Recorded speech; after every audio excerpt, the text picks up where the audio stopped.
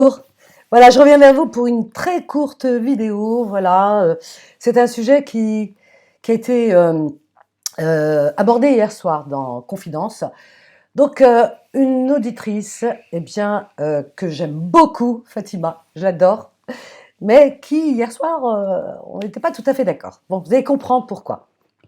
Bon, je la prends pour exemple, mais on entend souvent ce genre de discours revenir et que je trouve, comment dire, un petit peu incohérent et pas très juste. Voilà, à vrai dire.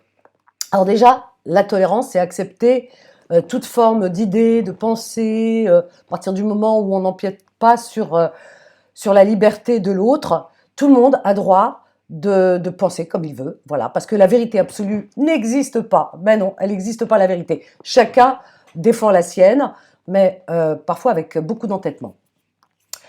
Alors, tout d'abord, l'identité gastronomique est différente dans chaque pays. Là-dessus, tout le monde est d'accord. Par contre, certains trouvent anormal que les tenues vestimentaires ne se fondent pas à la culture européenne qui, pour eux, représente le modèle par excellence. Alors, hier soir, notre auditrice me dit qu'elle est dérangée quand elle voit des filles qui portent le voile, le foulard, etc. Là-dessus, moi, je lui réponds que ce sont des propos d'une teneur vraiment enfin, j'ai trouvé ces propos intolérants. Elle me dit non, non, je suis pas intolérante, etc. Mais si, elle est où la liberté de se vêtir comme on veut, etc., etc. À partir du moment, il y a des lois en France, bien entendu, et heureusement que ces lois existent. Il n'y a que la période carnaval que les gens peuvent se grimer le visage, se camoufler le visage, etc.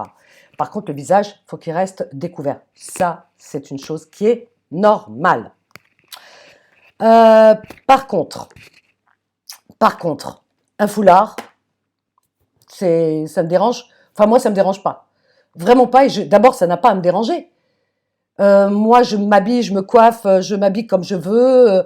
C'est ma liberté et je ne supporterai pas qu'on vienne m'empêcher de vivre librement ma manière de me nourrir, de me vêtir, etc. Il y a certains pays, beaucoup de femmes n'ont pas notre chance. La chance de cette liberté, justement, de pouvoir nous habiller comme on veut. On voit bien en Iran ce qui s'est passé, une femme qui est morte, elle est morte dans un commissariat, etc., parce que elle a retiré son voile et qu'elle a laissé ses cheveux apparaître, etc. Voilà. Donc, vous voyez, donc on dénonce toutes ces choses, cette liberté, et cette liberté nous est enviée par beaucoup de femmes dans le monde. Malheureusement, ces femmes n'ont pas la chance que nous vivons en France, que nous possédons surtout. Alors, elle me dit, alors elle me sort en exemple, elle me dit en Algérie, aujourd'hui les jeunes filles étudiantes, diplômées, beaucoup portent le foulard, portent le voile, etc. Alors moi je lui réponds, et alors? Voilà, moi je le porte pas, c'est pas mon truc, ça fait pas partie de mes goûts vestimentaires, mais les autres ne sont pas obligés de suivre mes goûts, quoi. Je ne possède pas la vérité. Elle me dit, je lui dis oui alors, elle me dit oui mais c'est pas normal, c'est pas du tout dans nos traditions, etc. Je dis oui, c'est quoi nos traditions? Elle me dit oui, les années 70, 80, les filles ne portaient pas de voile, elles étaient coiffées, maquillées, elles sortaient habillées. Je dis habillées comment? Elle me dit à l'européenne. Ah, je lui dis attends, on s'arrête là 2 minutes. Tu as parlé? Elle s'habillait à l'européenne. Donc elle s'habillait pas à la tradition maghrébine. On va parler du Maghreb, parce que pour moi, le Maghreb, c'est une nation, comme l'Europe, une nation. Pour moi, c'est comme ça. Bref, à travers les cultures, les traditions qui se rejoignent et qui se ressemblent énormément. Donc les pays du Maghreb, Maroc, Tunisie, Algérie, etc., c'est pas l'Europe, à ce que je sache. Donc s'habiller à l'européenne en Europe, c'est normal. Ben oui. Je sais pas, quand les, les, les Esquimaux s'habillent en Esquimaux, les Inuits en Inuits, voilà. C'est chacun ses traditions, sa culture. Mais je lui dis, tu parles de tenue européenne, de culture européenne. Elle me dit, oui, elle s'habillait. Je dis, mais est-ce que tu trouves logique que des femmes maghrébines sur le continent africain soient obligées d'adopter la culture vestimentaire européenne? Je sais pas, en Afrique, on s'habille avec des boubous, c'est africain. Elle me dit oui, mais voilà, elles étaient modernes. Et je dis, non, c'est pas parce qu'on s'habille à l'européenne qu'on est forcément moderne. Non, c'est une tradition européenne, tout simplement. Nous, on est en Europe, on s'habille à l'européenne, ok. Mais au Moyen-Orient, les femmes s'habillent à l'oriental. Quoi de plus normal? Alors, pourquoi voulez-vous qu'on reste figé d'avant 62, avant l'indépendance? C'est-à-dire suivre les traditions européennes qu'on a voulu imposer aux femmes musulmanes, algériennes, durant la colonisation. Non, il y a quelque chose qui ne te dérange pas. Elle me dit, bah non, voilà. Je dis, bah écoute, on va revenir à notre culture déjà. Avant que les Européens ne colonisent l'Afrique et l'Afrique du Nord, les femmes, elles étaient habillées comment? Et les hommes aussi. Ben, les hommes, ils étaient en burnous, ils avaient djellaba, burnous, etc. Sarwal arabe, hein, le sarwal. Les femmes étaient habillées avec chacune dans ses traditions. Par exemple, pour prendre l'Algérie, à Alger, les femmes portaient le hayek, ce qui est un voile, voilà. Le hayek blanc. À Constantine, la mleya, dans les pays de l'Est, les villes de l'Est, la mleya, qui ressemble au hayek, mais de couleur noire. À Oran, le hayek. Et à Alger, elles mettaient une petite voilette pour se cacher, on voyait que leurs yeux. Et parfois, on voyait qu'un seul œil, la ouina. Ou alors, on voyait que leurs yeux. Donc, une petite voilette qui cachait le visage et le voile.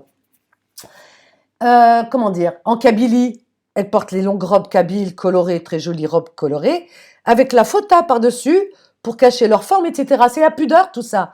Donc, et un foulard coloré assorti à leurs vêtements en Kabylie et partout en Algérie. Et si on va dans le sud, etc., c'est pareil. Donc, dans le désert et tout. Donc, et les Touaregs portent la tenue Touareg, le vêtement bleu, le tissu bleu qui recouvre leur corps et qui se cache le visage, les hommes. Donc ça, c'est des traditions, comment dire, des traditions régionales qui existent depuis toujours, quoi. Enfin, voilà. Donc c'est nos traditions. Je lui dis, et quand les Européens sont arrivés sans demander l'autorisation, ils sont arrivés à la colonisation, bon, c'est ce que c'est, etc. Bah, ils étaient habillés en européens, mais on n'était pas obligé de les suivre à l'époque. Bon, certains les ont suivis, certes, c'est leur droit, mais on n'était pas obligé de les suivre. Bah, ils auraient pu, justement, respecter et suivre les traditions des autochtones, des gens du pays, et adopter leur tenue vestimentaire. Non. On nous a, quelque part, apporté une culture qui n'était pas la nôtre, je parle de ces pays, eh bien, qui a été imposée en nous disant c'est le modèle qu'il faut suivre parce que c'est le modèle par excellence, c'est le modèle parfait. C'est pas le modèle parfait. Le parfait n'existe pas. Il n'existe pas de modèle parfait puisque chaque culture a ses codes vestimentaires, comme ses codes gastronomiques, etc. Voilà, tout simplement. Alors, donc, elle me dit oui, alors donc elle insiste sur le fait que les années 70-80, les filles à Alger, quand elles allaient étudier, elles étaient habillées à l'européenne. J'ai dit oui, tu dis bien à l'européenne. J'ai dit mais elle dit et comment se fait-il qu'après je dis non mais avant les femmes mettaient le hayek. Ensuite, aujourd'hui, beaucoup de filles étudiantes et beaucoup de femmes portent pas le hayek et les étudiantes elles portent le hijab. Bah il y en a par bon disons par esprit religieux, etc. Ça les regarde. Et d'autres pour le côté pratique. Parce que le hayek, on peut plus le porter. C'est pas évident. Tu portes ton cartable, ton sac, tes affaires, tes bouquins, tout ça. Enfin bref, tu fais tes courses. Hayek, c'est pas facile parce qu'il faut le tenir et tout. Donc, elles ont adopté la qshabia, hadik, et un foulard par-dessus, par pudeur, comme faisait leur grand-mère. Enfin, moi, ça me choque pas. Elles ont tout bonnement récupéré et elles se sont qu'accaparer les traditions de leurs ancêtres, tout simplement, se couvrent la tête. Alors je lui dis tout bonnement que les femmes musulmanes, dans les pays musulmans, elles portent l'habit par pudeur. C'est la femme musulmane, voilà, c'est ça, c'est la pudeur, voilà, ça peut se respecter, ça, non? C'est pas méchant. Pour elles, c'est une forme de pudeur que de couvrir leur corps. Adam Ken. Et elle me dit, mais pourquoi entre 70 80, les années 70? Oui, les années 70, c'était après l'indépendance, quelque part, les jeunes femmes, les jeunes filles se cherchaient un petit peu, quoi. Enfin, elles n'étaient pas habituées à étudier puisque il y avait une grande pauvreté durant la colonisation. Moi, je connais pas de femmes autour de moi, ou très peu des femmes qui aujourd'hui ont autour de 80, 90 ans, qui ont étudié. J'en connais pas beaucoup, hein. Voilà, très très peu, hein. Et celles qui avaient la chance, c'est parce que les parents avaient les moyens, elles étaient minoritaires. Mais sinon, pour les autres, voilà, elles n'avaient pas les moyens d'aller étudier et ça se faisait pas. En plus, c'était étudier la langue française et que voilà, c'était des pays colonisés.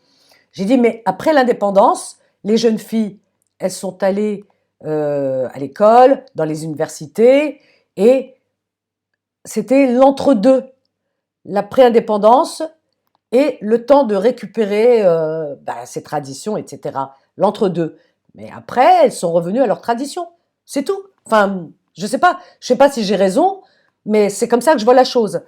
Voilà. Mais je veux dire, les tenues européennes, moi, je crache pas dessus puisque je m'habille avec ces tenues-là, vous le voyez bien, et que ça me plaît bien. Je vis en Europe et je me sens très bien de culture maghrébine, tout en étant française européenne, mais je suis bien vraiment dans les deux, hein. Y a aucun souci, je suis comme un poisson dans l'eau, mais je comprends très bien que dans les pays, je dis bien dans les pays du Maghreb, eh bien dans ces pays-là, c'est pas une terre européenne, donc c'est pas une culture européenne, donc je comprends tout à fait que ces femmes, eh bien, réhabilitent leur culture, retrouvent, disons, leur tradition, etc.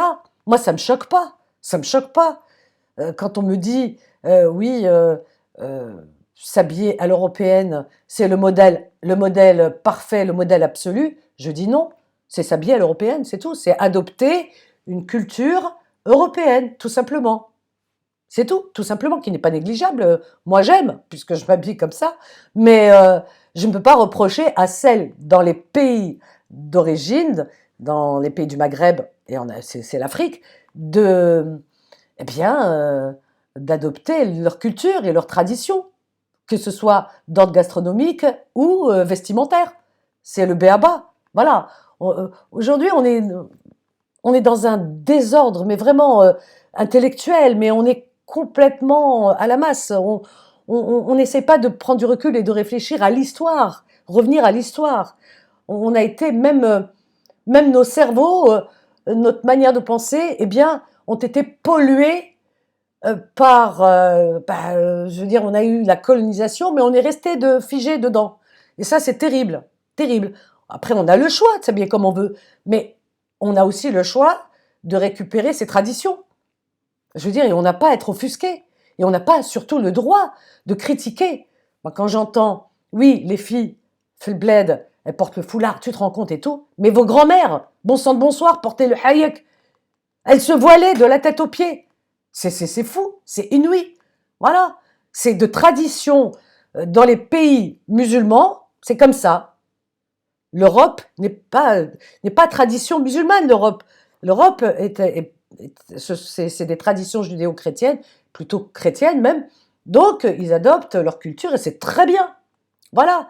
Donc, on force pas les gens à manger du porc. Donc, on peut pas forcer les gens non plus à porter des tenues qui ne sont pas de leur tradition, enfin de leur culture. Je ne comprends pas. Et je parle des pays du Maghreb, puisqu'il s'agit de cela. Souvent, j'entends des femmes, notamment, porter critique et dire « Ah oui, mais elles sont toutes voilées, les filles. » Non, moi je suis tombée dans le piège. Hein. Il m'est arrivé il y a un moment où, quand j'entendais parler de ça, Oui, j'assistais, j'écoutais la conversation. Il m'est arrivé aussi de dire des bêtises et des inepties. Ah oui, pourquoi, machin, etc. Mais après, tu réfléchis quand même parce que tu as un cerveau et tu replonges dans l'histoire. J'ai été essayer de me cultiver l'esprit, les neurones, et j'ai été chercher dans l'histoire nos tenues et le tenue de nos ancêtres.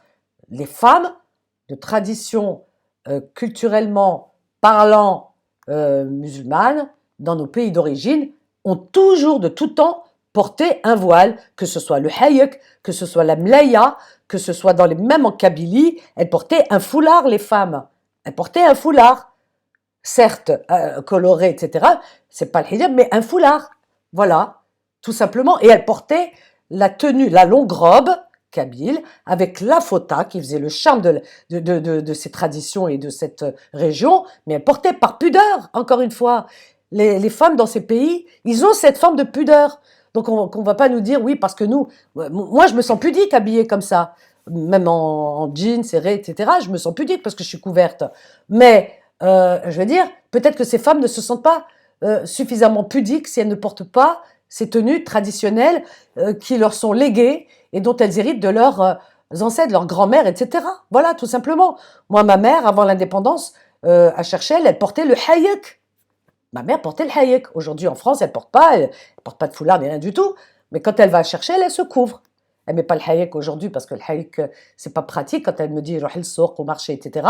Elle porte le qshabia et elle met avec le foulard. Voilà. Elle le porte. Elle me dit parce que ma fille, voilà, fait le bled, je me suis toujours couverte quand j'étais jeune. Je vais pas changer ça. C'est dans ma ville natale, je me couvre. Et quand elle vient ici, elle est comme ici, elle est européenne. Mais elle a le droit, voilà, elle se couvre. Mais il n'y a rien de choquant. Il n'y a rien de choquant puisque ça fait partie de nos traditions. Je comprends pas. Moi, j'ai jamais eu les cheveux couverts et le corps couvert. Donc, j'ai grandi comme ça. Donc, je n'ai pas à me couvrir parce que j'ai grandi comme ça. Mais je ne vais pas critiquer celles qui vivent là-bas et qui ont décidé de retrouver leur tradition, leur culture. Et elles se trouvent, voilà, elles se trouvent bien comme ça. Et pour elles, c'est, voilà, elles se sentent plus de pudeur, j'en sais rien, mais c'est tradition. On va pas reprocher aux Esquimaux de s'habiller avec des peaux de phoque. Non. On pourrait leur dire, mais tu peux pas t'habiller à l'européenne. L'Esquimau, l'Inuit, il va te regarder avec des yeux et dire, non, excuse-moi, t'es sur mon territoire, là.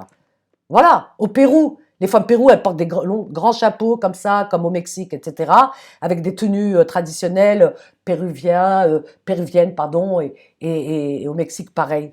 Bah, on va pas leur reprocher. Je comprends pas. Il y a que chez nous, non, on n'a pas le droit. C'est fou, c'est incroyable. Non, c'est inouï. Voilà. Donc non, reprenons nos esprits et arrêtons de nous autocritiquer à chaque fois. On en a déjà suffisamment, on entend suffisamment d'inepties et de propos discriminatoires, etc. sur certaines chaînes de télé qui critiquent tout le temps et les musulmans et ceci et cela pour que nous, on en rajoute. C'est ce que j'ai dit à cette auditrice Fatima que j'adore, hein, ceci dit. Mais j'ai trouvé son propos hier, voilà. Mais elle est pas unique, hein, parce que je l'entends un peu partout. Il m'arrive souvent d'entendre des femmes dire ah, tu te rends compte ah oui, en France, il y a trop de... Elles portent le voile, les filles. Non, mais c'est pas possible. Si les autres... Je veux dire, ça y est, on se flagelle soi-même. Non, je le porte pas, mais je défendrai toujours celles qui ont décidé de le porter. Elles se couvrent pas le visage, les cheveux, il est où le problème? Mais je les défendrai toujours parce que c'est leur liberté de choix. Voilà, j'aime pas qu'on empiète sur ma liberté à moi et je défendrai celles qui ont choisi de le porter. Tout simplement, voilà. Donc arrêtons nous-mêmes de nous faire du mal comme ça et voilà, on nous en fait suffisamment comme ça, croyez-moi, parce que certains ne font pas le tri, hein, que tu portes le foulard ou pas, tu es musulman, ça y est, ça suffit pour mettre braqué sur toi, disons, tous les regards bien noirs et surtout suspicieux. Voilà, chers amis, donc vive la liberté de choix, de penser et de choisir. Habillons-nous, voilà, chacun s'habille comme il l'entend. Et encore une fois, chaque pays, chaque culture, eh bien, doit être respectée. C'est tout. Parce que si dans les pays, chez nous, hein, du Maghreb, eh bien, nous avons chassé l'oppresseur, hein, le colonisateur, c'est pour réhabiliter et pour retrouver nos traditions, retrouver cet héritage qui nous a été spolié, qui nous a été, voilà, à un moment donné, interdit. Et aujourd'hui, les gens ont envie de... C'est tout à fait logique et normal. Voilà. Et de toute façon, un peuple qui se respecte, c'est un peuple qui n'a pas honte de sa culture, de ses traditions. Voilà, tout simplement. Voilà, chers amis, ce que je voulais dire. Vive la liberté.